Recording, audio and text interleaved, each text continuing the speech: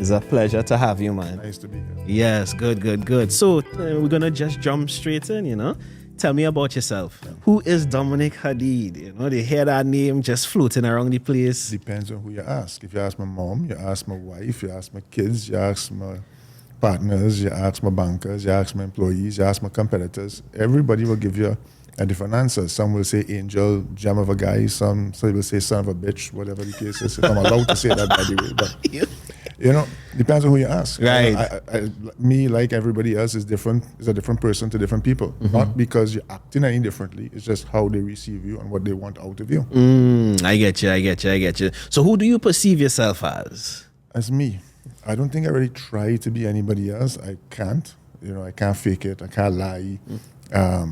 You can see it coming a mile away. I just try to be the best version of me as I could be. Mm-hmm. Still have plenty rough edges. Still saying the wrong thing, the wrong place to the wrong people. But that's how it goes sometimes. You think you could ever get away from that, boy? Not if you're being genuine to yourself. Everybody is imperfect. It's impossible. Anytime somebody too perfect, I just kind of watch them funny. You want to know which part of it is not real, because everybody have rough edges. Rough edges, eh? Yeah, I guess you should embrace those rough edges as we go along. I'm not saying ignore them, but I'm just saying that you have them. And it depends on what part of yourself you decide to work on. I got you. What you're prioritizing to deal with. Yeah. So, take me down memory lane now about your childhood and how you grew up in Trinidad and what life has been like. It was tough as a youth. It was tough in school in the early days. I wasn't the brightest. I wasn't dumb. I wasn't smart. Somewhere in the middle. Plenty detentions, plenty extra lessons. We went to Fatima on my second try, not even the first try. Plenty licks. I think I get licks from Form 1 up to Form 5. I think every single term, I get licks, and more than once. Yeah. They used to give you strokes on your hand, they get on your backside. They don't give you that anymore, but I used to get it. A 16, 17-year-old man walking on the stool and still getting licks. And I don't think I was particularly naughty. I think I was probably more rude, according to them. And just basically, I'm not saying I was challenging authority, but I can't learn something unless you can't explain why to me. So if you keep asking the question, why, and they don't want to explain why, they will send you into the detention, write a letter, penance, whatever they used to give you. Just because you're trying to understand what they're teaching you. Trying to understand how important this really is and how to really understand and how to learn it, how relevant that is to you doing or becoming whoever you wanted to become. Well, again, I even up to today, that why is a very important thing. So when I explain to myself to anybody else asks why, why you want to know that, and you might hear that from me today because depending upon the reason you want to know that, I'll answer it in a particular way that will help you understand what you really want to get out of the question. So to me, why is a very important word. I get plenty licks for it over the years, and I still has asked the question, and still has get licks, figuratively speaking. Why? Yeah. So you went to Fatima. What else you did after that? After that, I went to school in the States. I wasn't even really thinking about college, and my mother said, "You want to go to college?" And I was like, "Sure." And she sent me to this religious place up in Steubenville, Ohio, right in that where they make steel mills. It was right in that, you could cross 3 states in 5 minutes. I think it was West Virginia, Ohio, and Pennsylvania. And one winter there, I couldn't take it. Lasted a year. I don't want to say they kind of throw me out for giving trouble, but again, it was one of them religious school where, boys in one dorm, girls in one dorm. You can't have a girl in the room. You have to keep the door open. If you're walking down the corridor, they tell you you're with a woman. There's a woman in the hall. I went from one school with rules in Fatima to another school with rules, and I said, "Look, I ain't taking this." Wow. Ended up transferring down to Florida. Was supposed to go to University of Miami, and that was, I think it was 1992, and then Hurricane Andrew come and wipe out the whole of Miami and Dayland. And you couldn't get a place to stay. And I remember my father said, "Well, come back home and, work in the family business and, you could go back up next year." And I was like, "No," because I figured once I got home, I wouldn't go back. So I opened a phone book. They had phone books in them days. And looking for anywhere that would take me. And I found this school down in Boca called Lynn University. And the plan was to go there for maybe a semester. And then go back up to Dayland and University of Miami when they rebuilt some of the apartments. Or online,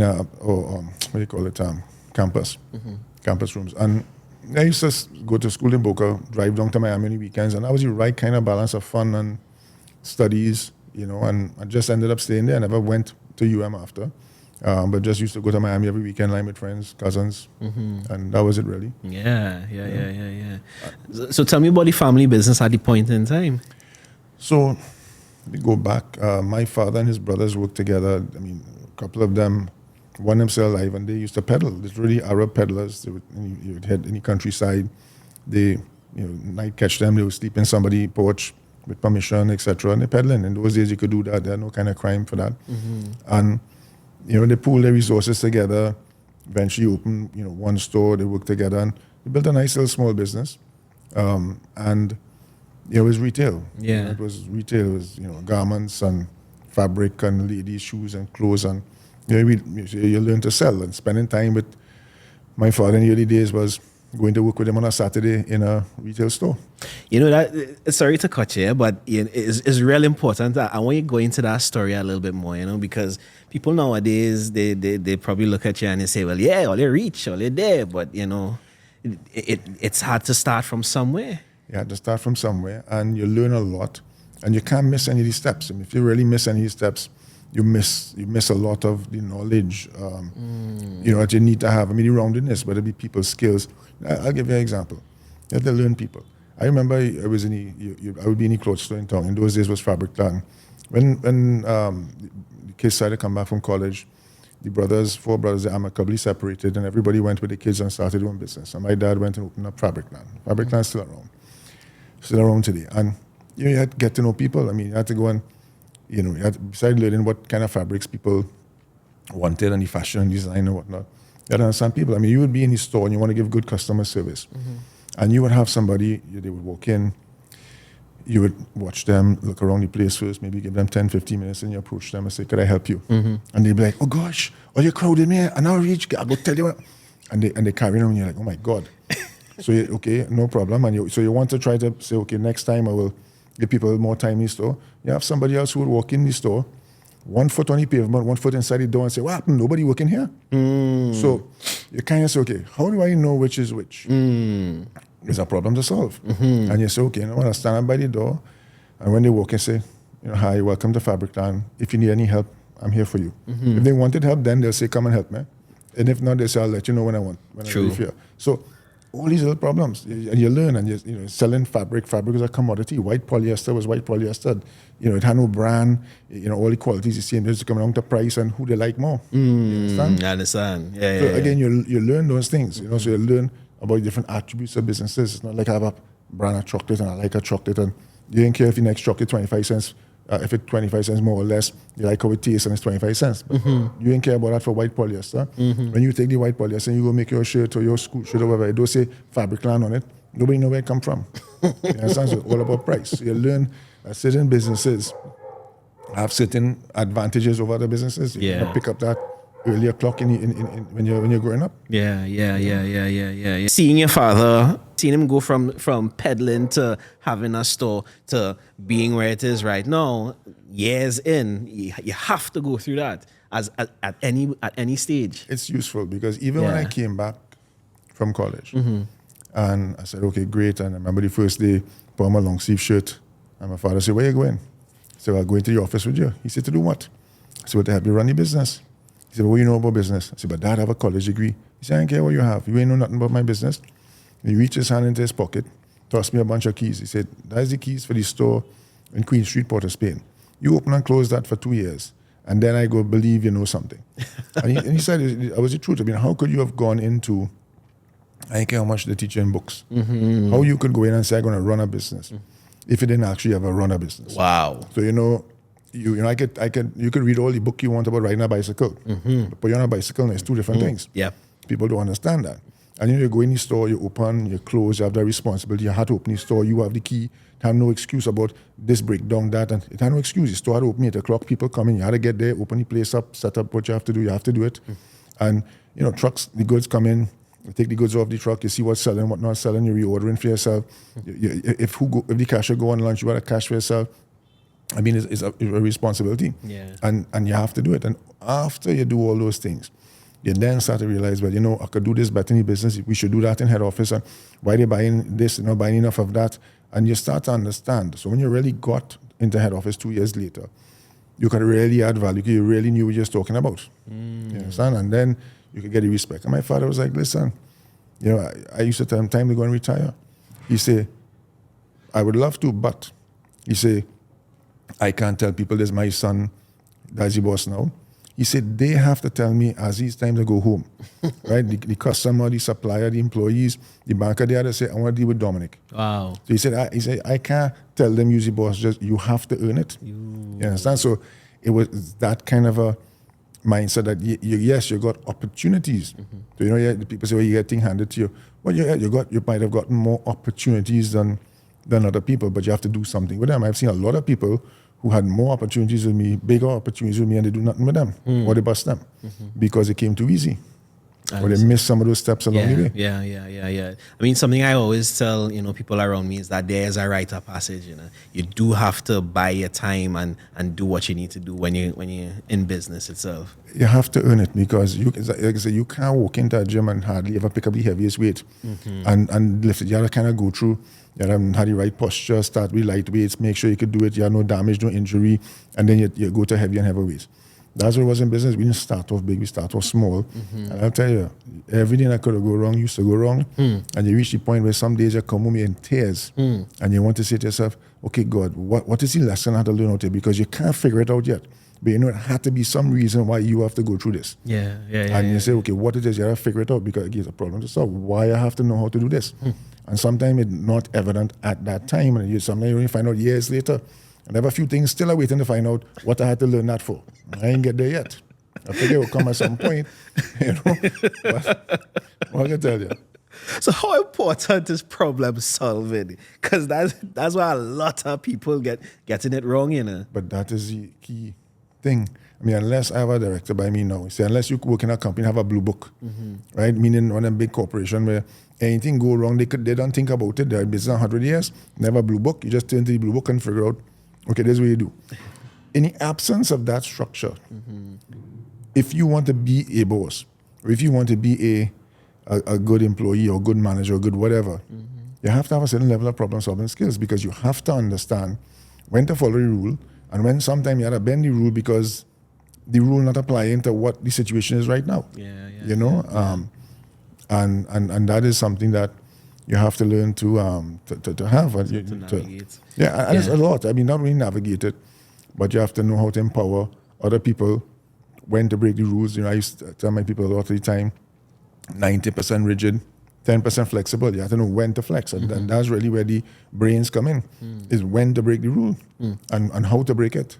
I want you to stick that pin. We will get into that just now. I want to go into you and tell me how you got into business, how you got into Blue Waters and it being what it is right now. Okay, so we start with, after working in my father's business, I did not like it, right? And when I came back from school, I wanted to give it a shot. Again, the Arab, especially the boys, they always figure the boys take over the business, whatever. And I was my father's only son. And I got exposed to business, like I said, during spending time with my father. I mean, to the extent where my father worked long hours. So he could speak Arabic, I couldn't speak Arabic. And I used to ask him, how come I can't speak Arabic? Why you never teach me Arabic? He said, Dominic, when I went to work in the morning, you were sleeping. When I come back from work, you were sleeping. He said, I never spent no time with you. Right? I spent time with him on the weekend. Yeah. You go, in them days, it was the store in Tunapuna. You go there, you cash a little bit, he give you a little $10, you run across to the market, you buy some fish, you buy a little vegetable, everything, you go home, you're excited, you make a few dollars for the day. That was the time I used to spend with him. But I didn't like that business. And I come back there and again, besides asking why, I just ask a lot of questions. And the same thing too is, you would see customers came in. So I used to tell my father, say, hey, this business will have no future. I mean, you're making money now and they might make money for 10, 15, 20 years. I said, but this ain't going to last my lifetime. And I go be 40, 50 years old and not to reinvent this business. He said, how you could say that? I said, well, I interview any customers and I yet to see a young person tell me they want to be a seamstress or tailor when they grow up. All them one brands, and who sewing for them is the auntie, the tanty, the mommy. And I said, they go have no customers for this business in a few years. And so I was looking for something else to do. And when I was in school, in college, they made us do your final year or so. I think it's a thesis they wanted to do a thesis on a businessman or anybody. And I decided to do it on a guy called Wayne Heisinger. He was from Florida, a big entrepreneur there. Started Blockbuster Video, AutoNation, car dealership, waste management, garbage collection. And he had owned the Dolphins, the Marlins, the Panthers. So basically, all these sport teams in Florida. And he had this little company called Deer Park. It was a bottled water company. And they had nothing like that going on in Trinidad at the time. And I don't know why it resonated. I wasn't thinking about it. Just the way it was a little blurb. I could still see it in the Economist top left-hand corner there. It wasn't more than 2 paragraphs in black and white. And I can't remember why it caught my attention or why I thought this would make sense. And there was something I said, I really want to go and do this. And my father was like, well, water? You just get it in a pipe for free. That's fall from the sky for free, right? I mean, you want to get people to pay for something that they get for free. You understand? And it sounded kind of stupid when he said it, but it didn't sound stupid when I read it. And because it was still a business up there, and I was saying, but look like you're looking for something to do that nobody else was doing.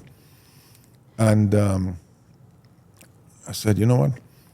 I want to do this. He said, well, okay, we'll leave school and come down and do it now. I can't do it. Nobody have time for that. So I ain't leaving now 1 more year to graduate college. I ain't going to leave now. You must figure, you have an idea and it gone. No, as a child, I had all these crazy ideas. I used to, take these aquarium fish and breed them.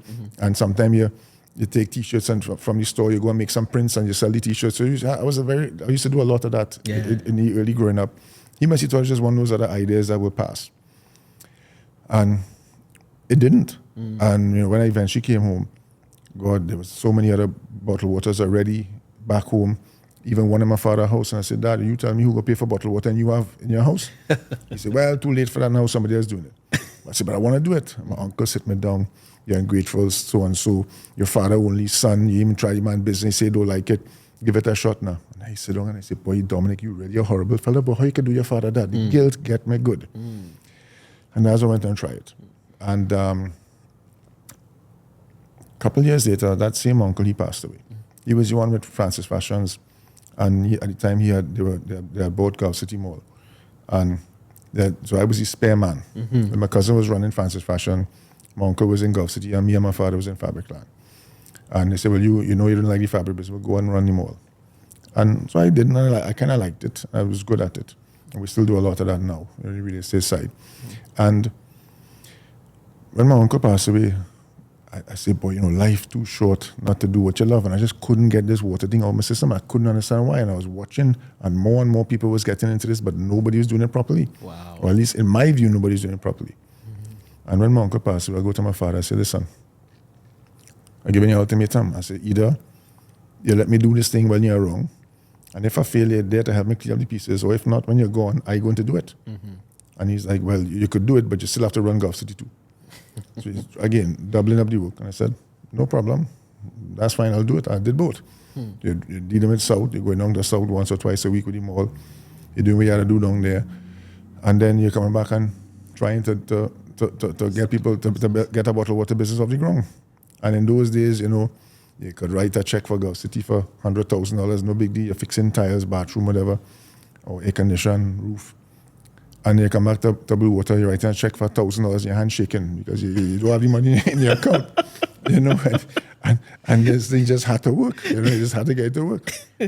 Yo, that sounds like hard work, man. If you love it, and I love it, it don't feel like hard work. It just feel like work. Right? It's like if you're working on the gym or whatever, it's exhausting, but I wouldn't say it's hard. Yeah, it's like you love it just long. It's like going to Disney World for the whole day. Yeah. If you love it and then you come home after your foot hurting, your back hurting, you're complaining, you eat too much hot dog or ice cream or whatever, but you enjoyed it, but it was hard. But and that to me is how work is. I mean, if you really, I tell people that when they come for a job interview, and first thing I tell them, I say, hey, if you win the lottery, right, and money is not an object anymore, what you do to pass your time? And if that is not this job, don't apply for it. You have to love it because some days go be good, some days it go be bad, some days I go be a pain in the ass, some days the customer go be a pain in the ass, sometimes the people working with you go be a pure problem. So if you don't love the job, you're not going to do well at this. I really like what you say, you had to get this thing out of your system. I had to get it out. A lot of people live in life right now with dreams bottled up inside of them, and they it let them dreams die in it. Well, hold on. Is it a dream or is it a fantasy? Ooh. And I see the difference. A dream is possible. Like if you're 4'2" and you tell me you have a dream of going to the NBA, I say, no, that's a fantasy. You're too short for that. You might love it, find something else to do, be a coach, be one of the fellas who are assisting them, whatever, but the sport is not for you. You gotta be a little realistic. So I say the difference between that is it a dream or fantasy? If you can really get it done, it's a dream. You understand? If not, it's a fantasy. So how did you take that dream and turn it into what it is right now, into the reality? Well, like anything for me, right, I always like to reverse everything. So I always say success is the absence of failure. So if you remove the things that make you fail, what's left is success. So I don't know how to do something properly, but I know what will mess it up. So I just figure if I just work on removing the things that make me fail, the success will take care of itself. You understand? And I will go to bed every night and say, if I was my competitor, how could I screw me in the morning? And if I find a hole, I'm going to plug it, right? But think about this. I mean, any business you in, if you go and give a great product and a great service, right, and a consistent and a fair price, how are you feeling? How? And so even in your business, people come to you with an ache and pain and they walk out without that. If they come in with your ache and pain, they walk out with still the ache and pain or more, they ain't coming back. They ain't coming back, true. So to me, in any business, if I work in any job, I'm an AC repairman, and I could repair, anytime they call me, I could fix the AC. You don't think I'll do real good? Think about it. If I come when they want me, and I fix what I need to fix all the time at a fair price, you don't think I'll do good? True. And that's business. What do you think is necessary to make something just thrive? If you love it, and if you're good at it, right, and you're good at it, and part of being good at it is solving the problems, and you're consistent, how are you going to feel? Show me how. If you don't go into a cocktail party and they say, boy, I see Dominic Hadid and that, Blue Water's doing so well. You don't hear them say, you know why he's successful. What I'm saying is that you wouldn't hear that, his product was bad, his service was terrible, his price was off, everything inconsistent. You don't hear that. Yeah. Right? You would say if somebody failed, they say, well, no wonder he lied, he cheated, he steal, his product was crap. That's what you hear. Yeah. Right? So you always, people, and that's what is amazing. Everybody can tell you why somebody has failed, but for some reason they can't tell you why they succeed. It's just because they didn't do the things that make you fail. Yeah. Simple as that. Solve a problem, remove the things that make it fail. Yeah, and solve any problem is part of removing things that make you fail, because everything that could make you fail is a problem you have to address. You understand? That's what it is. Yeah, man. Because think about it. I mean, Yeah. it's and again, and part of how you do that is how you frame what success is to you, right? Now, if I want to be successful with the most women, or I want to be successful with the most money, or I want to be successful with the most liked person, whatever you want to call it, you can then rock back and say, okay, what are the things that will turn people on and what will turn them off? And if I do more of what the turn-ons are and less of the turn-offs than anybody else, I'll be better off than everybody else. Simple as that. Not hard. Wow. And then you have to know where you're going. So let's say if we were at your location, let's say we're down in Westmore, and we say, boy, we're going down, we want to go south, like go down Gulf City. All right. First thing I'll tell you, how long will it take to get there? You have to set a timeline. You have to set a destination.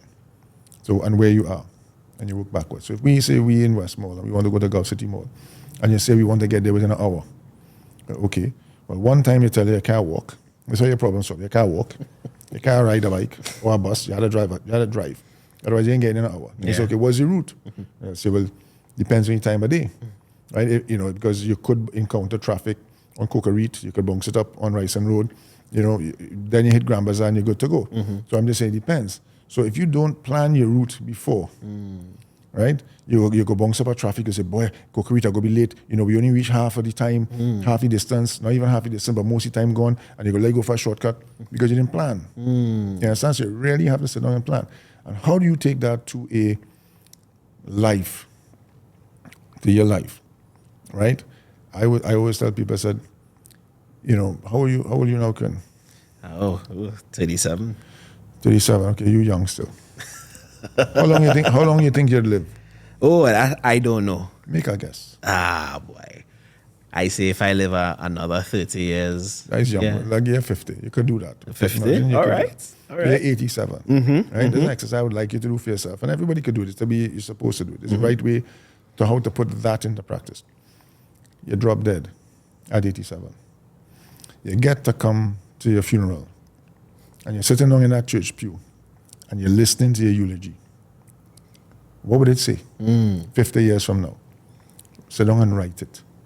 Sit down and write it. Yeah. And then, God forbid, tomorrow you're going to work. You get hit by a bus and you're dead. And you come back and you get to sit down in that same church pew and hear your eulogy tomorrow. What would that be? Write it. So right there, you have where you are today and you have where you want to be in 50 years. You now have that lens you're looking through. So now, anything that life throw at you, you say, would this help me or hurt me get to that eulogy in 50 years? That tells you if you should do something or should not do it. Become clear, because when you know what you want people to say about you, or whether you accomplished this, a good family man, good father, friend, whatever it is, every act and action you take or don't take from now till then will help you or hurt you from getting that eulogy that you want. And that's how you look at it. And that's no different to a business when you have a company mission and vision. Because if you don't know where you're going, you're not sure, you're not sure if you should or shouldn't do something. That's true. Otherwise, you're like a bamboo blowing in the breeze. Wherever it go, you take you. But that you don't have a defined game plan. And this is where it comes down to what is success to you. You don't want to keep up with nobody. You want to achieve what you want to achieve, not what other people want you to achieve. You might say, well, my mom may not have liked the career I choose, but she wanted to make sure I was a good boy and an honest boy and I help people along the way. That's fine. So you can incorporate some of that into the end game. But you need to know what the end game is and where you are today. That's the only way that whatever life brings at you, opportunities, stresses, etc., that's the only way you will really know if doing or not doing will help you get to where you want to be, not where people want you to be. But you. Yeah, man, that's real powerful, man. That's really, really, really powerful. Yeah. And it's part of what I use in my life right now, Yeah, I mean, definitely had to look at the end and on where you want to go and then work backwards from there. Yeah, definitely. So tell me about one of your failures, no? One of your... I have plenty. Your first failure, your first big failure. Okay, so this is the next thing I like to define. So a problem I find we have in Trinidad is that we have a problem separating a person who's a failure from a failed idea, all right? There's a difference, okay? I tell my people all the time, I say, even if you're falling on your face, you're moving forward. True. Right? And sometimes, you may fall just shy of the finish line, but you're close enough where the man behind you could pick up the baton and cross the line for you. So how do you define failure? Right? So have I, and even in my desk, I have this thing printed out and laminated where it have, success. It have a straight line going up, nice up to the right, and say success, what people think it looks like. And then I have the other one, the same kind of arrow, but it's ziggly and up and down like this, but it's still kind of going up to the right. And I said, this is what success really looks like. So the point is, it never happens in a straight line. It might be as straight as a corkscrew sometimes, but the point is that, that's what it is. Because each, you bump into something, it's okay, so that's one way of not doing it. It was a failure. I've just found one way of not doing what I wanted to get done. And you keep trying over and over. Now, you have different levels of failure, or what I would call failed attempts. Or like I tell my team, I said, lessons versus mistakes. I always say the first time something go wrong is a lesson. The second time is a mistake. So you could catch me with anything once. Not twice, but once, right? And again, this comes down to ego or not. If you think about your business, if your business is like a ship, here's a battleship or a ship. You have different kind of failures. You have failures above the waterline. You get hit above the waterline. It look ugly, everybody see it, but it don't sink the ship. Then you have these others where somebody hit you down below. Nobody see it. Only you know, but it sink the ship. So you see, for me, I will take the hits above the waterline. I ain't care a little embarrassment. They go laugh, Hadid, good for him. But it's a lesson. Then go sink me. Go look a little ugly, go bruise me, go a little bit, but go learn from it, and I'll go on again. And that's the difference. Wow. Dominic, you're a philosopher there, man. Not really. I'm just trying to figure things out myself because, again, these are things that they don't really teach you in school per se.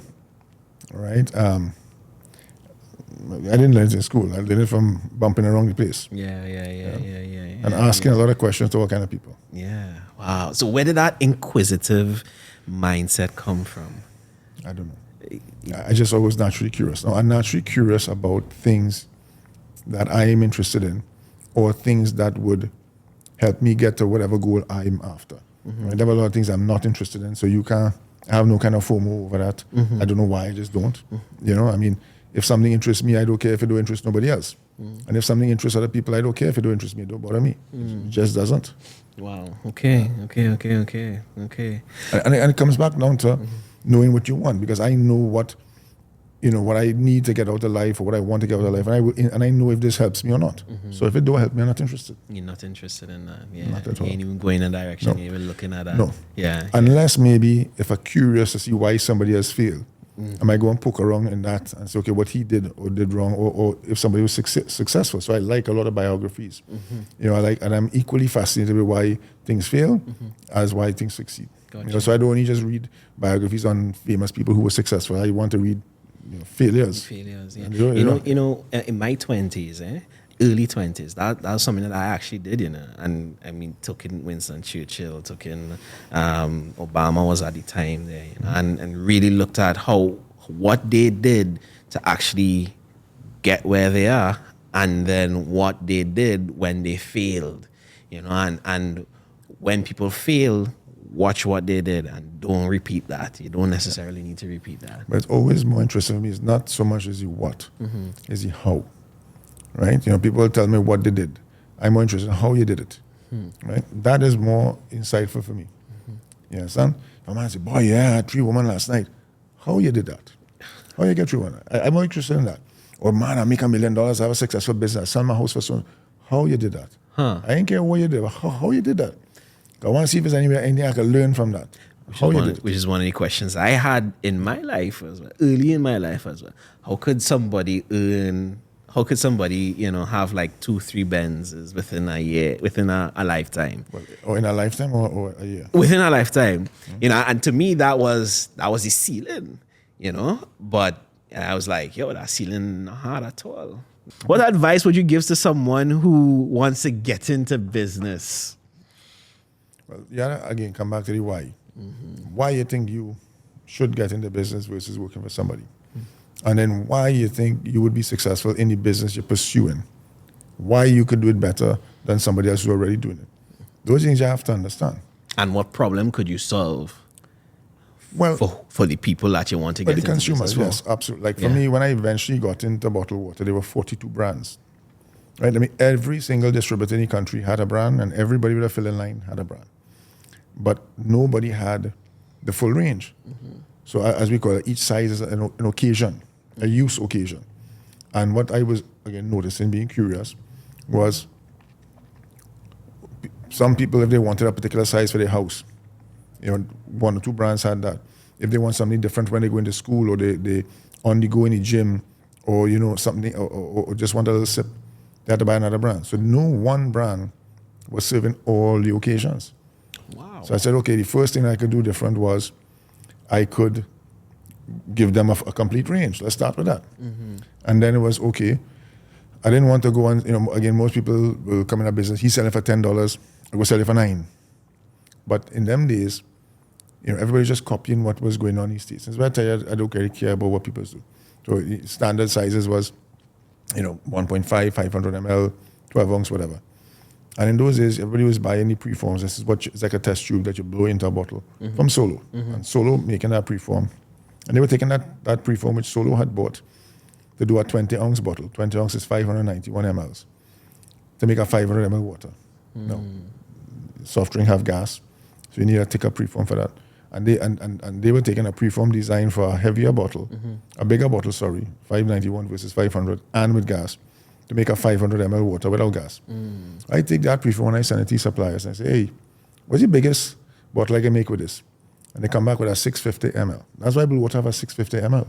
It was the biggest bottle we could have made with a Solo preform in them days. Wow. That size did not exist anywhere in the world, but I didn't care. And I just say, you know what? So everybody paying the same price.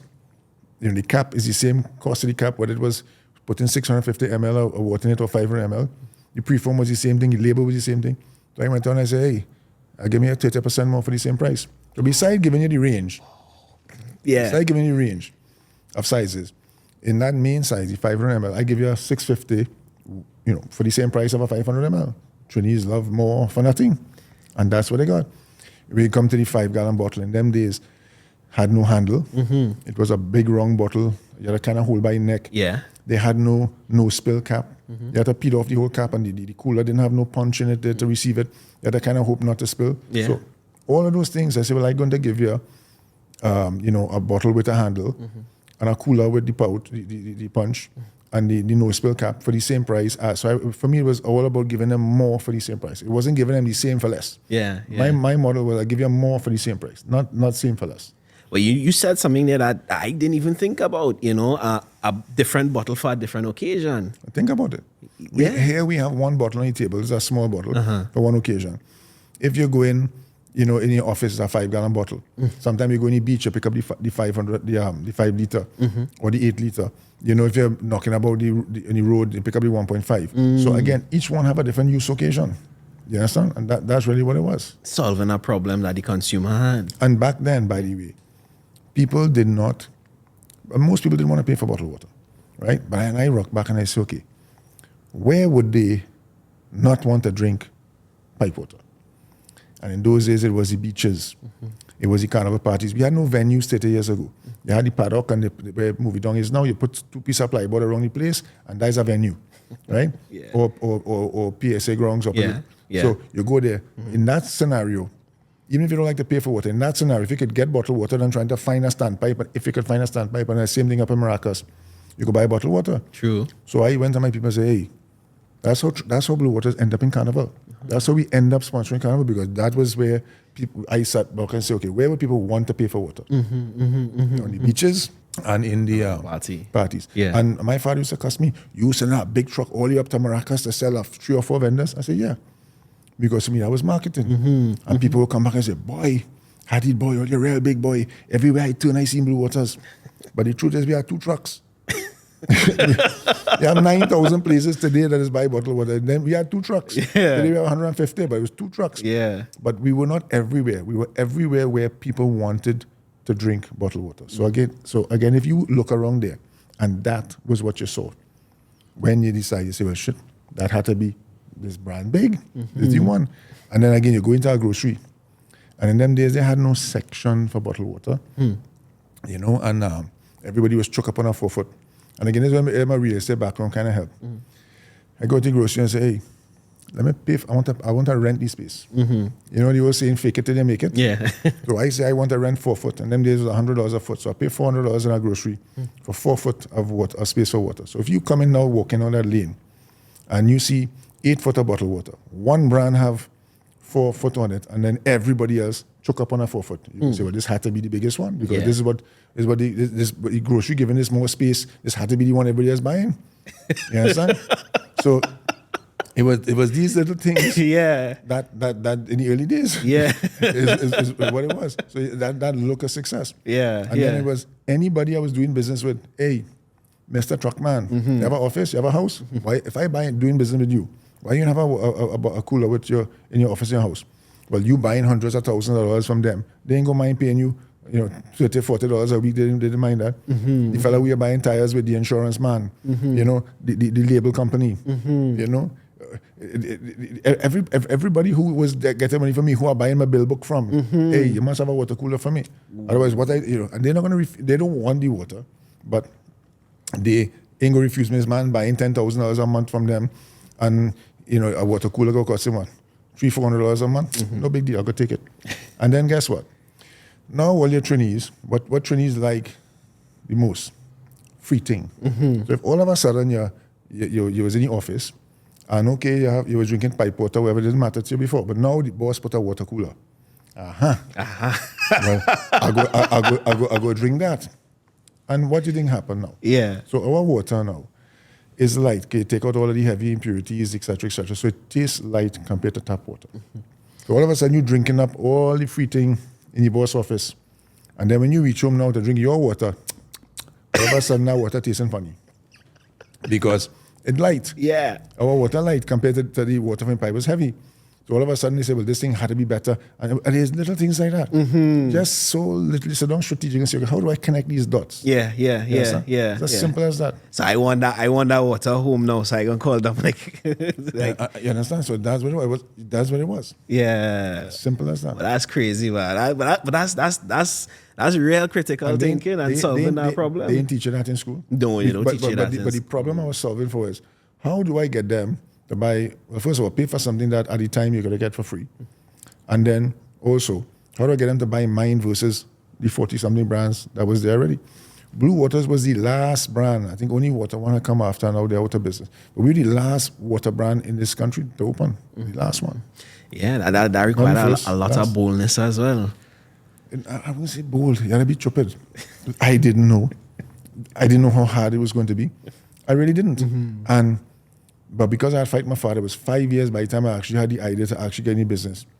And I say to myself, if this thing failed, anything I asked my father to do after, he could say, remember that water thing? Shut your mouth and do I tell you. So that could not fail. It could not. Yeah. You know, and even I tell my people who work for me and even other people, I say the difference between me and all you is I can't quit. I ain't like it, having a bad day, losing money. They bounce one truck, they bounce 5 trucks, they thief this. It's like, well, I can't quit. Quitting.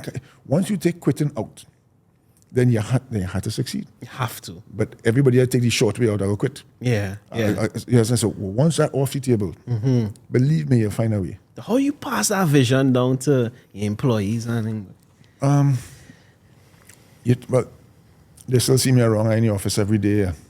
You know, I don't dress up fancy like you there in my jeans and a sneaker. You know, something I pull on a Friday and I walk around the place. They see me, I'm still working there with them. I love the problems to solve. I don't dwell on what working. I want to go what not working. So if you have a trouble customer, trouble supplier, trouble employee, trouble whatever, that's where I am. I solve a problem whole day. I love it. It's like a puzzle. That's what gets me excited. I know 2 days are the same like that. And then this is where you get into a company's vision and mission and how well you articulate it. So, for example, the company's vision, it used to be 1 bottle a day for every man, woman, and child in the English-speaking Caribbean. That was our market. So you look back and they say this is how big we wanted to be. So that was just like the same like your eulogy. It was, we would have done a good job in this company if we could 5 million people in the English-speaking Caribbean, and we got everybody to drink 1 bottle a day. So you could have seen 5 million bottles a day, 365 days a year. You can see how big that is, how much millions, how much jobs, how much factories, how much trucks. So you can see it. We know where they're near that now, but the point is that the beauty about it is a goal that will take your lifetime or lifetimes to hit. Yeah. And you keep going. So that was the what you want to accomplish. Then the how now. So that was your vision. The mission is the how. And it was and it is to profitably inspire and delight those we choose to serve with quality, functional, and great tasting beverages. So again, each one of these things. So when I lay that out, you can tell your team, okay, guys, hold on. When you look at 1 bottle a day, or now it's 1 serving a day, we have things like filtration and slushy, and that is no longer in bottles, but in other servings. You tell them, say, okay, let's overlay the Caribbean. Maybe in Trinidad we had 1 bottle a day, for example.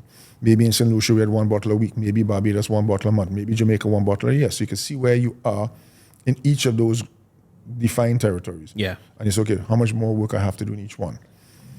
Now, to profitably inspire. So it's a checklist in a sense. So the mission statement now is a checklist. So if they're doing something, I say the first thing is, because how my mind works. Yeah. Profitable. If you can't make money doing it, what you doing it for? Let's start there. So any idea you know that you have in your company idea that you can't make money, not doing it. So profitably inspire and delight those we choose to serve. So we know who our customers are. So I tell them, I said, if you want the receiving end of the service you just give, or the policy you as a manager write in for an employee, if you're not going to be inspired and delighted, what you're doing it for? Those we choose to serve, we define our market, who we want to target. Now, even though we say 1 bottle a day, I'm not telling them you have to sell everybody 1 bottle, because there are some people you just cannot please. Because when you want to give amazing customer service, some people will take advantage of you. True. So we break that down into 3 customer types: accommodating customers, demanding customers, and miserable customers. And we say, look, we want to have 100% of all the accommodating, demanding customers. Miserable customers, strategically, I leave it for my competitors. God bless them, God help them. If they're trying to run an efficient service with a set of people giving them beans, that's your business. So that's what we do. So that means that you might sell some people 2 bottles a day because you have some you're not selling anything at all. Yeah. You know, and we define that, what they are, you know, and then we even go to that ADM thing where accommodating demanding miserable. We even do it with employees. You have accommodating employees, you have demanding employees, and you have miserable employees, right? And that is useful too, where if I know you miserable, I might come and say, Kern, I'm thinking about this policy or so-and-so. How that song into you? Yeah, that song ain't good. I know if Kern okay with this, everybody else could be fine. If Kern don't like us, well, Kern, this is what I'm trying to solve for. How you tell us we could do it, boy? Yeah. And you might give me an answer, and you might not. And if you can't find one, say, well, Kern, you see, you can't find something better. So I guess we have to do this. Well, okay, Dominic, I understand. Okay, there's a problem we have to address. I don't really like this policy, but I understand why we have to do it. And if I ever have a better idea, we could change it. And that's a big thing for us. I mean, I hate stupid rules. That's why I used to get myself in trouble in school a lot. But if a rule is stupid, I tell you it's just a stupid rule. I hate to walk in a place and somebody, as a customer, and you say, hey, I'd like so-and-so. Oh, no, we can't do that. It's against the policy. And as a customer, you say, but that's stupid. And the employee say, yeah, I know it's stupid, but it's the rules. Like I went to that place one time and I was like, yeah, I just want chicken tenders with all the fries. Oh, no, I'm sorry. So you have to buy chicken tenders and the fries. So I'm like, why? See? And okay, well, if you're buying chicken tenders, it's the same price as buying chicken tenders and fries. You understand? So for me, I hate stupid rules, and I tell all the people who work with us, we have a competition every year called the Stupid Rules Competition. And any rule you think we have any company that's stupid, tell us why it's stupid and make a change. And if we adopt it, I'll give you $1,000. So I want people running around the business whole day trying to find a better way to do it. Yeah. Because I can't do everything anymore. Yeah. So you empower them in that. For real. So you come back to, profitably inspiring delight those we choose to serve with quality, functional, great taste and beverages. So when we're doing a product, have to have quality. If you're coming off the line, I tell you guys, hey, that looks like high quality product. No, not going out to sell. Deal with it. Functional, great tasting. Doing product development. It can't just be sugar water. It have to have some sort of functionality. Better for you, good for you, vitamins, this, energy, whatever the case is. And great tasting must taste good. Why are people going to want to buy something that's not working and don't taste good? So again, it's a checklist. So when I tell them, I say, if you run around my company, that's what's going through my mind. So if you come to me with a approval or something, or you want to know why you get buff, because go through that checklist and you'll know why you get buff or why I'll approve something, because it tick the boxes. Yeah. So it just requires a little bit of thought. Gotcha. Yeah.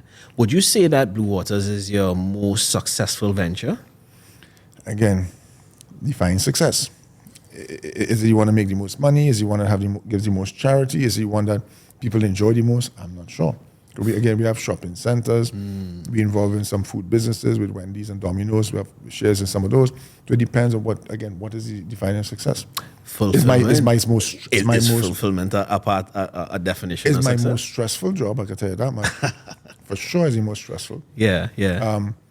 Fulfilling, I question what that word really means. Fulfilling, right? I'm struggling with that. What does fulfill mean? Like if you tell me you fulfill, what do you mean by fulfilled? Does this bring that inner peace? Does it give? I know peace.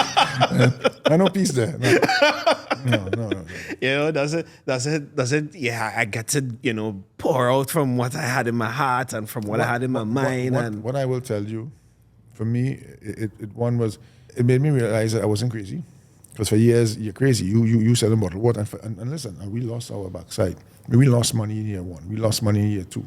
Year 3, we break even. Year 4 and year 5, we made back the money we lost in year 1 and year 2. So, yeah, it wasn't a quick success. And then from year 5 to year 10, wherever you're making, you put them back in the business, and then you're borrowing more. The more you grow, the more you owe. And it was like, where you're making money off this business? And I used to, it really was like that. Yeah. But so for me, probably, what it did is it gave me a canvas to show what I was capable of, show other people what I was capable of, and even showing me what I was capable of, because I never thought it would get this big. I used to say, well, in them days you had Coke, Pepsi, Jaleel, Solo, you had 4 soft drink companies, and I say, they must have room in the market for one water company the size of any one of those 4. That's what I was thinking, And so in my mind, that was what success would have looked like. And the question was, could I get there? And could I get there before them 4 wake up and realize this is not a fad, but it's actually a trend. It's actually something that could stay. And I had to get big quick before they slaughter me. That's what that was. And I do think it gave us a lot of reach because we know all the islands too. So it made a lot of people proud when they see it. So they say, boy, I was in Antigua, I was in St. Lucia, I was in Barbados, I see blue waters, etc. So from that point, so I would say it was a canvas for me to show what I was capable of. And I didn't think I was capable of all of that either. It still amazes me what we and it's not just me, me and the team has done, because you cannot get a business the size we are now by yourself. Great people don't work for you unless they like you. Because great people can work anywhere they want. So the skills that I ignored, in the early days, you had to now come and say, well, how to really be, how you be a nice boss, how you be a nice leader, how do you get great people to come and want to work for you or work for themselves through you, because they have a million options.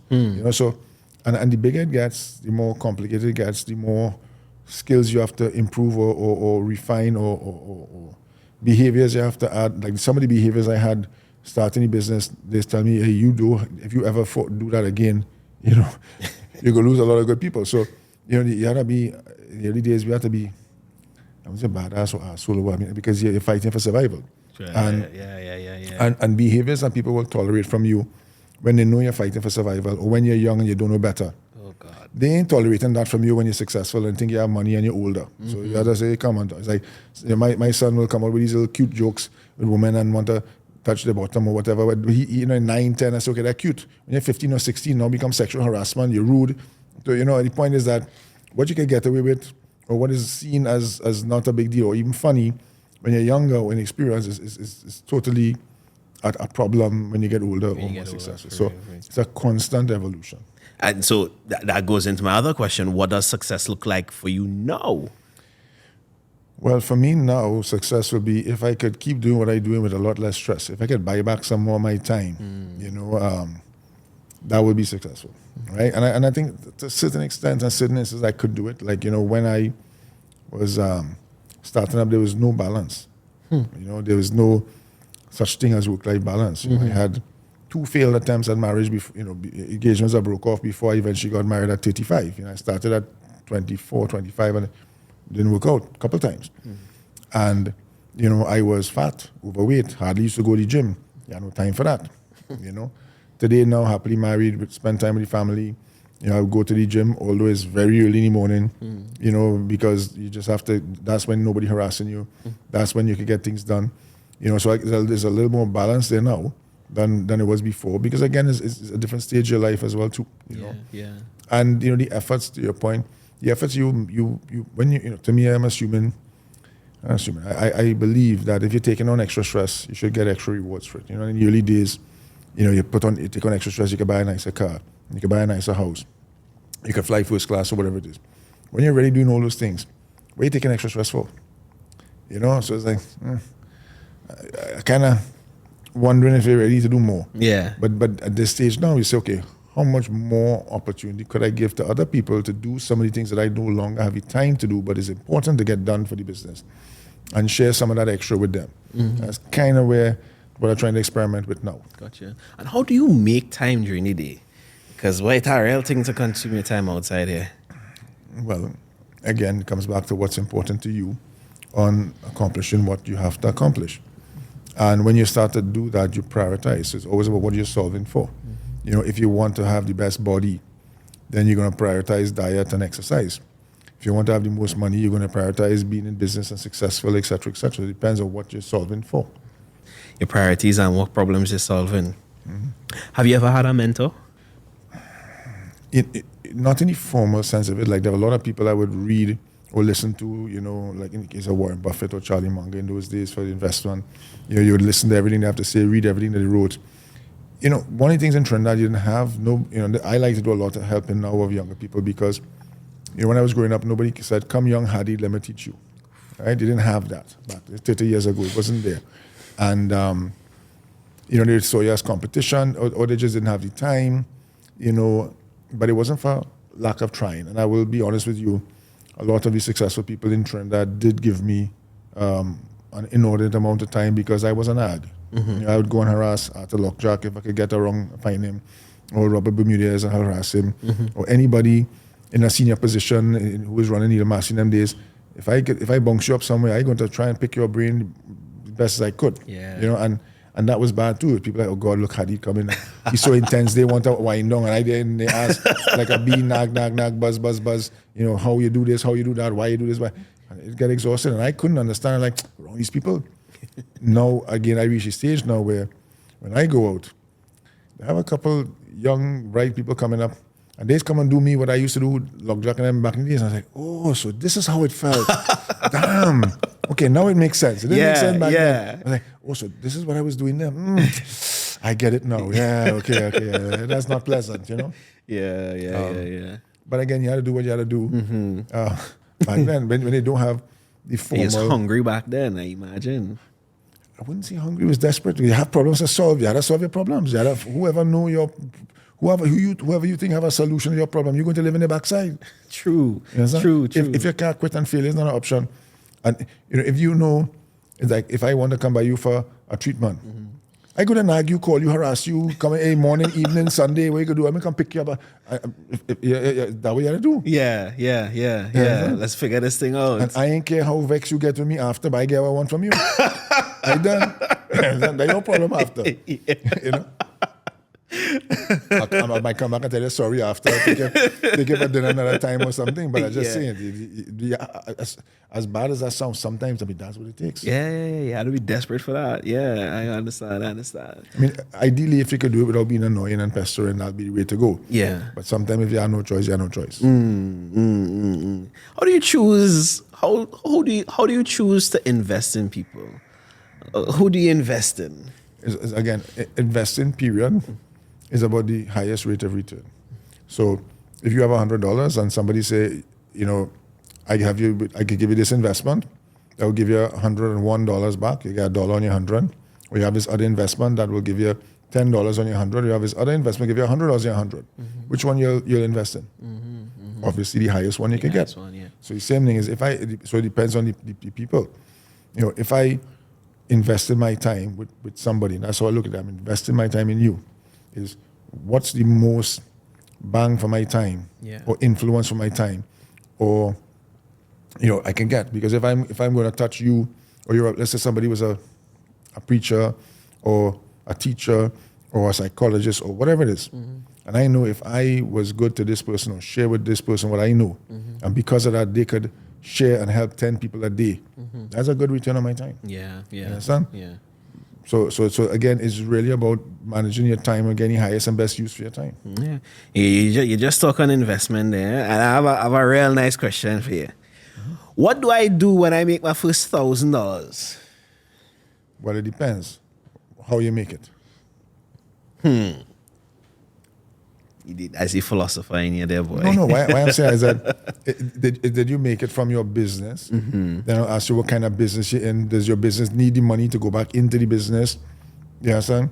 Did you make it from a rental? Then I'll say, well, do another rental and get 2,000 and 3,000 and 4,000. So it depends on what it is. If you're in a business that the business don't need no more capital, right? Like in my business, whatever I make, I'd buy another truck, another cooler, another fridge, another this, another that. So that's where it used to go. The highest and best use. And when the business can't take it no more, okay, what else I got to do with it? Okay, I'll go buy a property, I'll collect some rent. And that's what it is. And then when I can't do any more, well, I'll go put it in the stock market. And so it will go. So it's all about highest and best use. And the best use. Yeah, but the first thing is, wherever you made it from, if it could go back there and make more, that's where it should go first. Right. And what do you do with your first $1 million? Again, you say it differently. Say the first $1 million that don't need to go back in your business. Ooh. Right? Because again, if I had to have millions and millions go back in the business. Right? So if you really want to ask that question properly, I would say, what do you do with the first $1 million that don't have to go in the business? Now, what I will tell you is this. If my business took 10 years to make the $1 million, I will do something different than if I could make that $1 million every year. If it took me 10 years to make that $1 million, I ain't buying no Mercedes-Benz for $1 million. But if the business making $1 million a year, I'll buy a Benz. It depends. So that's why you have to ask all these questions. You see, when you even making decisions, I tell my people all the time, I say, you have to ask yourself, and then what? And then what? And then what? So, you're hearing all these business practices. People will say, when you go out to buy something, I get 3 quotations. You always say, go out to 10, I get 3 quotations. When somebody come to me and they say, I have this idea, I say, well, what's the other 2 ideas you had to pick this one? Because I don't want the first idea come out your head. Show me 3 other ideas you had for this, or 3 other solutions you have, and then we go pick one. Because even with me, I don't assume that the first thing that pop in my head is the best thing. You understand? Yeah. You have to ask these questions. So not being a pain in the ass asking more questions, but you need all the data to make a proper and informed decision, and that's how I operate. You refine that process. What are you solving for? Yeah. What are the questions? What are the opportunity? What's the opportunity cost? And that's what it is. Louis, this is a big company. Suppose like a small business wanting to scale. What does that look like? Why you want to scale? I didn't want to scale. I had to scale. You had to scale. I had to scale. Why I had to scale was because if like I said, bottled water was now starting off, and you had 100,000 people buying a bottle a day, you buy a piece of equipment, etc., to do 100,000 bottles a day. Now, if 200,000 people decide they want to buy bottled water, what do I do then? You have to investigate. Or do I say, well, no, I sorry, I only sell 100,000 people, the rest of all you have a nice day. Because guess what's going to happen? If the 1 million people decide to drink the bottled water, and you are not the person giving the 1 million people the bottled water because you hold on to your 100,000, you think you're going to have 100,000? It's Somebody gone. else will come and fill last spot. It depends on the business that you have. So that's what I'm saying. So that's why I always have people again come back to the question, why you want to scale? I didn't want to scale. I had to scale. People tell me, why you keep growing? You don't think you have enough? I say, well, go tell Massey, don't open any more stores because I can't get no more water. They go tell me, hold your ass. So the point I mean, I am there to serve my customers. When I identify who my customers are and what they expect out of me, then my job to serve them. So you got to a point where you recognize that, the demand was way beyond what you could have supplied. No, it's not about what is, again, comes back down to proper planning. You buy a piece of equipment, you can do 2,000 cases a shift, you can run 24-hour operations, you can do 6,000 cases a day, for example. Sales don't go from 6,000 to 12. It slowly grows. So if you start to look back and say, okay, every year I'm going to sell 2,000 cases more a day, that means let's come back to working backwards. That means that in 3 years I'm going to need another line. Yeah. How long it take to get a new line? Well, you could take 6 months to negotiate. It take them 6 months to manufacture, 6 months to ship and install, so that's 18 months. So it was almost like a rhythm, where you said, okay, I'm going to be having to buy a new piece of equipment every 18 months or every 2 years. We were at a rhythm with trucks at one point where we were putting a new truck on the road every 8 weeks. We could not, it took us 8 weeks to get a truck to break even. And we couldn't afford to lose money on more than one truck at a time. And it was literally, we were buying 6 trucks a year, my God, for 10, 20 years. Because the business is not growing any faster or any slower, it's just growing the same way. So you still add 6 trucks every year. And that's what it is. And so you're looking for 6 drivers, 6 loaders, an extra shift, etc., and that's what it is. And then the extra production means extra raw materials. Extra raw materials means extra space, and just work backwards. Not rocket science. Some people, like for myself, for instance, I'm at a point where I'm at a critical point where I have to scale.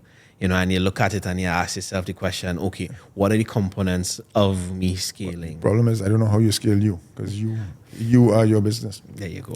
You come in and twisting a man's neck and cracking a man's neck. I ain't letting nobody else but you touch my neck. Sorry. You understand? Yes. I may have enough enemies out there that want to break my neck. You understand? So that's a little harder.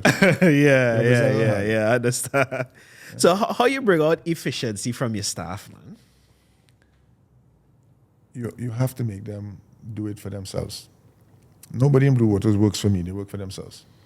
Whether they're on commission, they all know who the customer is. You have internal, external customers. They love the job they do. They love customer service. There's a difference between service and servitude. That's the next thing we have to teach people in Trinidad. That giving service is not, you're not a servant. You understand? It's service. And you have to separate the two. And, if you love the job and you love your customer, I don't even think about the money. I know who my customers are. I want them to be happy. And I say, if every time they crack a bottle of water, they're happy, I happy. Yeah. If Massey happy that I delivering, or Extra Foods, whoever it is delivering, my 5 cases or 10 cases, whoever I'm supposed to deliver every week when it's supposed to come. And the person who driving the truck, how it's supposed to drive it. And people who loading the truck, loading it, how they're supposed to load it. And people who producing the goods, producing how they're supposed to produce it. And people ordering raw materials, doing what it's supposed. That's what I want. That's all you want. And I tell everybody, just who's your customer, what they expect out of you. And that was something that came from when I was in the retail store selling fabric. You couldn't walk into my father's store and ask any workers, who's your customer, and they didn't know. They knew who their customers were. But you walk around most organizations and say, who's the customer? They don't know. So we did our entire internal mapping, customer supplier. So every single part of the organization, they know who their customer is and who their supplier is. And when you go into that servant and service and servitude, because, boy, you just go to some places and it's be like, stink attitude. But again, it depends. I don't blame them. You know, we have it at times by us where, you know, it's reciprocity, it's reciprocation. Meaning, you know, if you don't give people love and attention, they wouldn't give others love and attention. So I don't walk into a store and say, the service in so-and-so restaurant was bad and it's the person's fault. The person probably feeding off of what he or she is being exposed to. But if I go again, I manage by removing excuses. So if I come by you and you work in my meeker and you say, okay, boss, I love this job. I say, well, you need to do your job properly. I need a working, if you're the warehouse manager, I need a working forklift, I need so many drivers, I need this, and too much space. Say, right, can I give you all that? I say, so if I give you all of that, you guarantee me that all my trucks loaded on time, accurately, without damage. That's it? Good. I do that. So if that's not the case, I come back and say, Kern, I gave you everything you wanted to do what you said you could do and was willing to do and were being paid to do. Why you didn't do it? Come back to that question, why you didn't do it? Did I not do everything I'm supposed to do on my end? Did you not say, if I gave you these things, you'll do that? Why? And you know, in that scenario, people feel guilty. You know, so again, if I'm expecting you to load 50 trucks with one forklift and 2 men, that's not happening. But if I give you all the resources that you need or the industry best practice, say, well, for X number of trucks, you need so much of this, so much, and I give you that, why shouldn't I get the job done? I'm not asking you to do nothing on the cheap. So why it is in Trinidad we have such a problem with that, boy? Because most of the owners probably are not fair and they don't share with their teams and their people, right? I'm not saying that we don't have some people who just don't care. I'm not talking about the owner, I'm talking about the employees. And they're probably in the wrong place. They don't really love the job that they're in. But again, if people in the job that they love, I mean, look, I see Trinidadians all over the world sometimes, and they're the best. You know, when I go to conferences, people say, where are you from? Why from Trinidad? You from Trinidad? Oh, you so lucky, man. My best employees are from Trinidad. I say, well, you get all the good ones. But the point is that abroad, right, because the good ones do leave, and they leave because they're not getting the opportunities here. You understand? So the question is why they're not getting the opportunities here, and you give them what they want here. And at the end of the day, you know, again, with Blue Waters, we were never the cheapest water, right? And people used to call me and say, you know, Dominic, so-and-so $1 less than you know. And if you don't match that price, I said, boss, I don't know how to sell bottled water for $1 less on a case and give you a good service. And I used to let people say, hey, ask the driver who come in to deliver water for you, what are you getting paid versus my competitors. I said, that extra $1 going to them. Yeah. I said, people coming in your house with your wife and children, you want them coming on a shoestring salary, on a minimum wage? Really? So I said, if you don't, remember I tell you about those we choose to serve? Yeah. I said, I don't know how to give you a good product with good service for less than the price I'm selling you right now. I'm not charging you more than I have to. And by the way, when we started 25 years ago, bottled water was $72 a case. Today you're getting in a grocery, and that was $70 wholesale. Now you're getting a grocery, what, 5 for 100, 5 for 95, whatever the case is.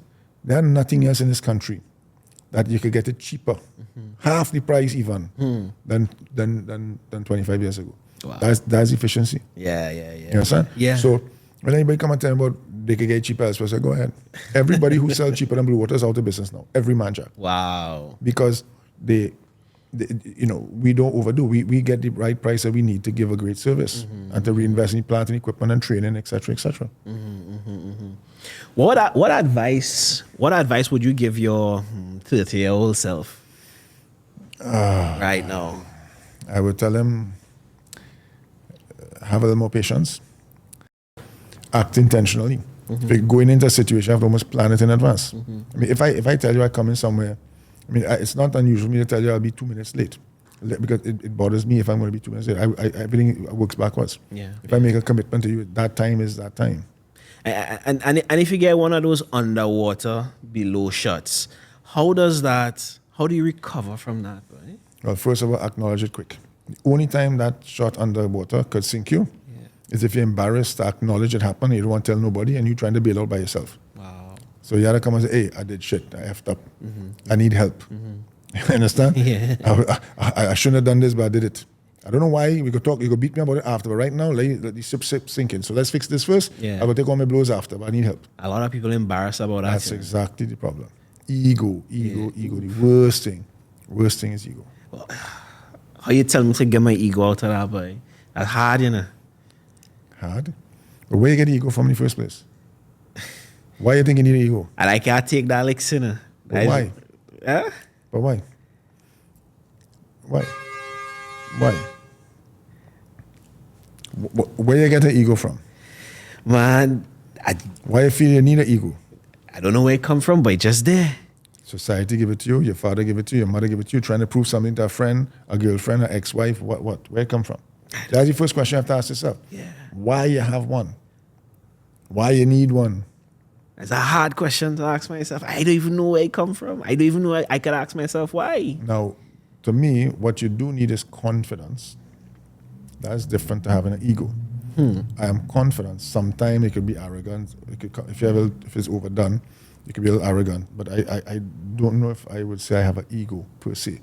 Am I competitive? Sure.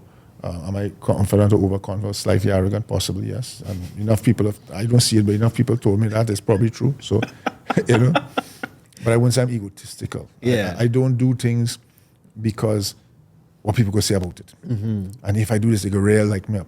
But again, like I told you earlier, I'm not on social media. I'm not doing nothing for likes. I'm doing something that makes sense to me. You understand? That's how I look at it. So yeah, but you have to ask yourself a question, because again, come back to that why. Why are you doing what you're doing? If you don't know why you're doing, how are you solving that problem? That's a problem in yourself. If you can't fix your own problems, you can fix other people's problems. You tell me how you're dealing with workers. If you can't fix yourself, you can fix them. Yeah. So Dominic, as we're moving into 2025, what should we be thinking about, boy? Well, you should be thinking about how lucky you are to be alive, because every year gets more and more exciting. I could imagine, Yeah. I could imagine. What does Blue Waters have in store, if you could tell? Well, we are more the same. On our side, we hope to do it in a more efficient manner. We have a lot of stress this year for a lot of the people in our factory. We do a lot of salary improvements there. We're doing a lot of extra training there, better career paths, alignment for them. So we have a lot of things. We always plan to do more improvements every year. So that's what we're doing. You may have a couple new products that will come out during the course of the year, but we don't want to add more complexity factory right now until we get on top of those issues. And we have two major change-outs. One big line that has to change and one new big line that's coming. So we have a lot of work in the factory this year. Gotcha. How important is it to keep things simple?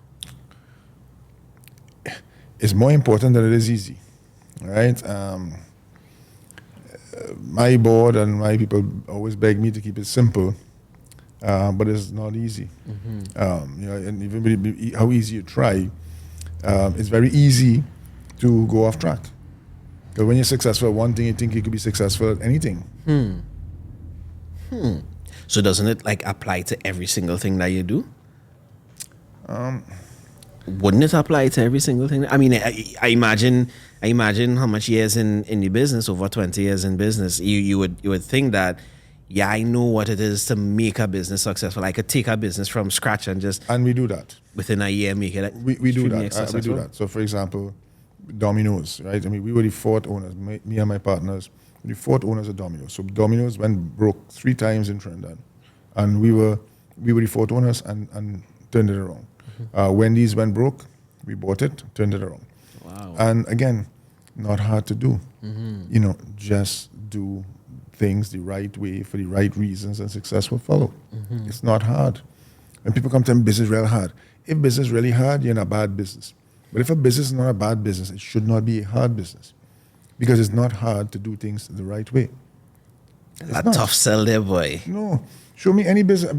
I come back to what I told you. I mean, if you walk into any business that was bad, right, and you went in there and you said, I'm going to improve the customer service, I'm going to improve the product selection, I'm going to improve the pricing, I'm going to improve this and improve it, how are you going to fail? Because they failed because those things were not in place. Coming right back to what I told you before. So when I walk into any business, I just started off with was not working. And I don't even have to be the brightest. All I have to do is go and talk to the customers. Why not buying from there? What's the problem?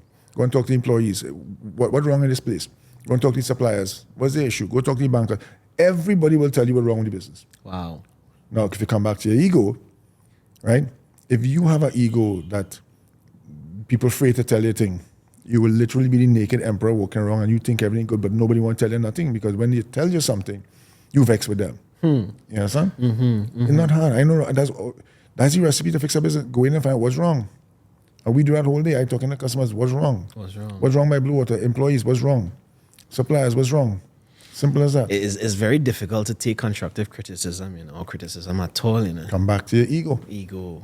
You understand? That is where you get the shot under the water line because people see you might even know your ship sinking, but because you have an ego, they ain't gonna tell you. You understand? Why come back to manage my time? Yeah. If I know you's one of those guys, you think I wasted my time to tell you? Wow. Even if I know it's a waste of time, Kurt not going to take me on. So I don't even want to waste my time. Wow. So I have that personality where I just ask what's wrong. So I mean, you ask what's wrong, people just tell you what's wrong, right? Because Trinidadian very opinionated and everybody happy to tell you what's not working, right? And it could get exhausting, but it works. That's what we just run on. I just run on fixing what's wrong. That's it. So we have a situation right now in Trinidad where Forex is a real tough Before we thing. get to that, when you come back to your clients, okay, and somebody come with their back twist up, the neck twist up, right?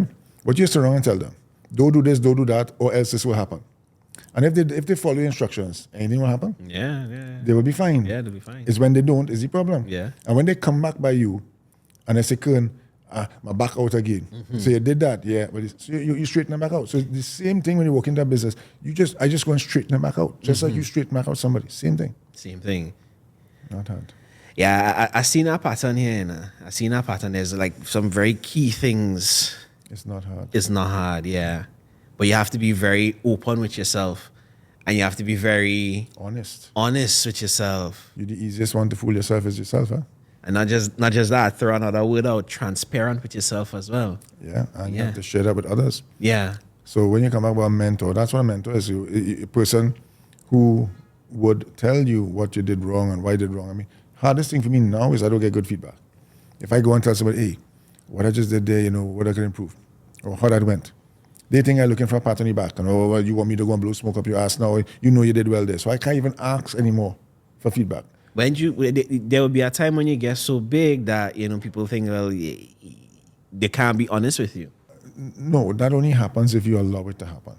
But what I'm saying is that when you're consciously trying to get feedback now, when you're already successful, etc., people think you just want to hear good things about yourself, right? Not that, but what you really want is the bad things. You want the improvements, but they don't want to tell you nothing because if you did a good job, you did a good job, but they don't want to tell you did a good job. Yeah. I understand. I mean, I just got an idea for my business as well. So, I mean, we find ourselves in a situation right now in Trinidad where we have some Forex issues. How do you deal with that? Do you have a problem with that? Again, depends on the business we're in, right? In the case of Blue Waters, we buy local where we could, certain raw materials. We do some exports. So for the most part, we get by on our regular inputs, for parts, etc. Where we have a challenge and have to lean on the banks, etc., would be when you have equipment upgrades or changeouts, like what we're going through now. So that's we have to lean on the bank for US, because we don't earn enough US to replace equipment, but we earn enough for parts and raw materials, etc., through exports and through buying local from labels and etc. Yeah. What advice you'd give to a business owner who trying to navigate this space right now? Well, it depends. I mean, it's an input. It's an input to your business. And I mean, in most businesses, you have more than one supplier. So, and I'm not saying that go from one bank to another bank. That might help to an extent, but you cannot rely on, why are we only here? Why aren't you trying to export? Why aren't you trying to do another business or your same business in another island? You have to do it. Yeah. You can't just be gimme. You understand? So you have to make the effort. And the effort for me, some of our properties we're able to earn US dollars, the beverage business we're able to earn US dollars, and that helps the other businesses we have like dwellings and homeland and fabric land and the fast food that don't earn US dollars. But in some of those we're trying to say, could we open a branch in St. Lucia? Could we do something in Guyana? So you look at other places where you could earn foreign exchange. You have to. Yeah. It's a little bit more complicated to do business, a little bit harder to do business, but you have to do it. It is what it is. Again, if you can't quit, you figure it out. You have to. If you can't quit, you'll figure it out. Yeah, you have to. You have to. Because you have to. Yeah, I love that. I think I'm going to go into 2025 with that one as well. Yeah. If quitting is not on the table, you have to figure that out. Yeah. So what do you want to tell people, moving into 2025? I mean, again, depends on who you're talking to, right? I'll tell people is that the best is always ahead. You have to believe that. You have to work towards that. Try not to depend on people. The best person you can depend on is yourself. Don't try to make excuses. Well, I couldn't do this because. Take ownership for your actions and your inactions. And, just keep putting one foot in front of the other. I mean, again, know where you're going, understand the timeline, you'll get there, be patient about it. And why I keep saying you have to have a plan too. The plan helps you a timeline. Imagine if you're downloading an app or whatever it is, and they don't show you where it reached. How frustrating is that? So if you're going through your life and you don't understand where you are in relation to where you're going to be, you'll be frustrated too. True. So it comes back to that lens, that context, that whatever, you have to do it. That's the only way you can tolerate it. I don't know how to operate otherwise. I just don't. How do you hire the right help? Now? So once I was harassing this guy, Butch Stewart, he passed away now. That's the founder of Sandals. And you go to all his hotels anywhere in the islands and they're amazing. They're all the same. Amazing service. And he told me, he said, Dominic, he hires attitude, he teaches skills. He said, he can't teach attitude. He can teach skills. And in the case of Blue Waters, we use this profile as a kind of a psychometric test to see what's the personality type of the person we're hiring. There are no bad personality types.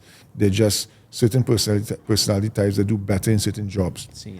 So before I even look at your resume, I want to know what's inside your head with our psychometric test. Because I want to set you up to be as successful as possible. And I'm not going to put you into something where your natural personality is not for that job. So we start with that. And there's no, you're not going to ever get it right all the time. Even using those things, you might say hiring is hit and miss. You might hire 10 and you get 2 good ones. Maybe using things like psychometrics, you might improve the odds. You hire 10, you get 5. But you're still going to make mistakes. It's just how it is. The culture don't fit with certain people. They don't get along with one another. That's just how it is. I say a big thing for me is initiative. You can't hire some. It's hard to teach initiative, in fact. But you don't need initiative for everything. Because I don't want to be taking initiative in HSC or quality. I want you following instructions there. I want no initiative there. Now, if you're in sales and marketing, initiative will add value there. So it depends on the job. So not every job need to have initiative. Gotcha. Yeah, that's a truly interesting perspective. Not every single job requires a certain level of a certain skill. Our old uncle used to say, take your bread to a baker. You understand? Why take it to a seamstress for? The she don't know what to do with it. I hear you, man. I hear you. Well, Dominic, it was a pleasure having you on You and Wellness. It's a pleasure, spending this time with you. Definitely, I welcome you to come back anytime and, spend some time. Thanks, Kern. And depending on the amount of views you get, that will tell me if it makes sense to come back or not. Because if your clients are not interested in what I have to say, don't waste my time or yours. Indeed. Pleasure. Yes, man, it was. It is. At the end of do about 10 minutes of his bloopers.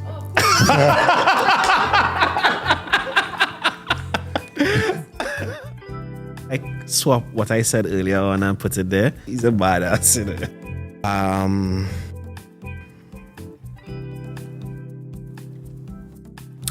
Hi guys. What happened? The look I just